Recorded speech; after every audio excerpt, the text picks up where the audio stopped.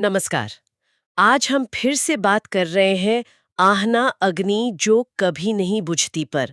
और इस बार कहानी के तीसरे हिस्से के कुछ अहम पहलुओं पर थोड़ी गहराई से चर्चा करेंगे। हाँ, बिल्कुल। ये कहानी मतलब रोमांस, धोखा और अप्रत्याशित प्रेम के इर्द-गिर्द घूमती है और आहना का किरदार तो है ही सेंटर में। तो याद दिला दें कि कहानी कहाँ थी। आहना 3 लोगों को पीछे छोड़ चुकी थी, कबीर, राघव और अरमान। हुँ, हर एक के साथ रिश्ता बिल्कुल अलग, मतलब एक तरफ जिस्मानी जुनून, दूसरी तरफ रूहानी जुड़ाव और फिर वो रोमांच का नशा। हाँ, और अब वो गोवा में है, अकेली लेकिन शायद पहले से ज्यादा आजाद। चलिए इसी पर जरा बात करते हैं। बिल्कुल, गोवा में आहना का एक नया चैप्टर शुरू होता है एक तरह से।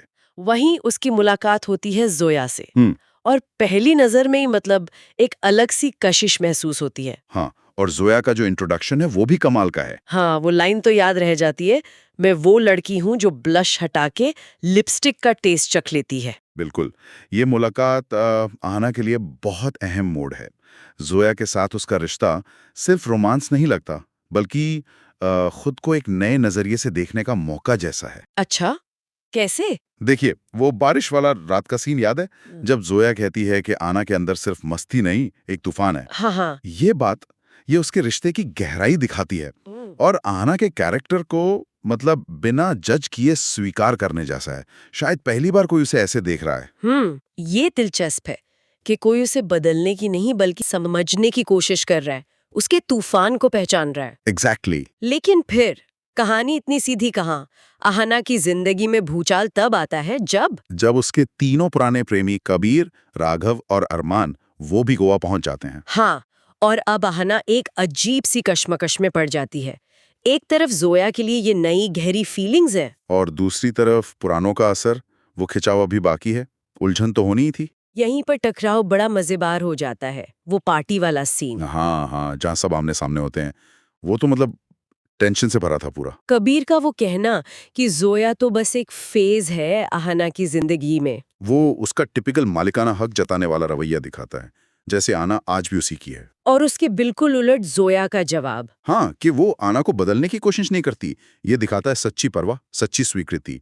कबीर की सोच से एकदम अलग। और फिर राघव का सवाल, वो तो सीधा दिल पर लगता है। कि क्या आहना ने कभी किसी एक को पूरी तरह चाहा है? ये सवाल सीधा आना की कमिटमेंट पर, उसकी स्थिरता पर सवाल उठाता।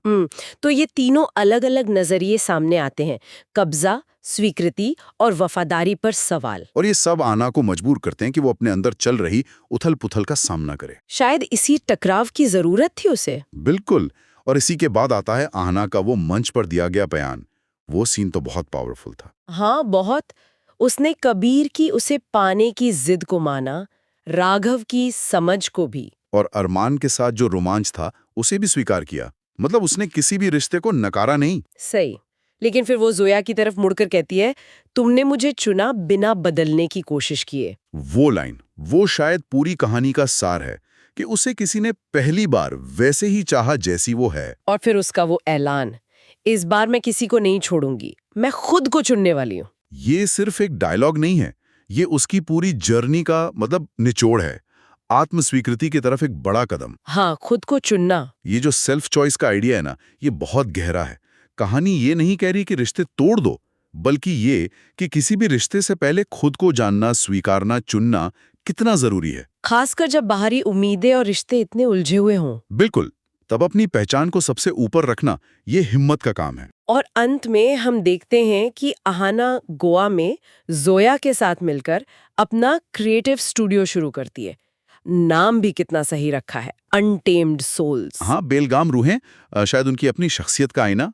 अब वो जिंदगी और काम दोनों में पार्टनर हैं। और कबीर, अरमान, राघव वो पूरी तरह गायब नहीं हुए, कहीं ना कहीं कहानी में मौजूद हैं। हाँ, वो हाशिए पर हैं, लेकिन अब बागडोर मतलब कंट्रोल आहना के हाथ में है। वो अपनी शर्तों पर जी रही है। आकर्षक, बेबाक, ईमानदार और जैसा स्रोत में लिखा है, खतरनाक रूप से लुभावनी। सही कहा। नायिका नहीं, एक तूफान। ये कहानी वाकई हमें सोचने पर मजबूर करती है।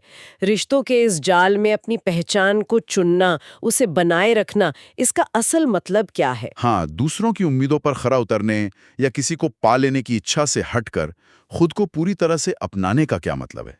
ये सवाल, ये सबके लिए जरूरी है सोचना। तो कहानी हमें यहाँ कुछ अनसुलझे सवालों के साथ छोड़ जाती है। आगे क्या? आहना और जोया के इस नए सफर में अगली चुनौती क्या हो सकती है? क्या पुराने रिश्तों का वो अधूरापन फिर सामने आएगा?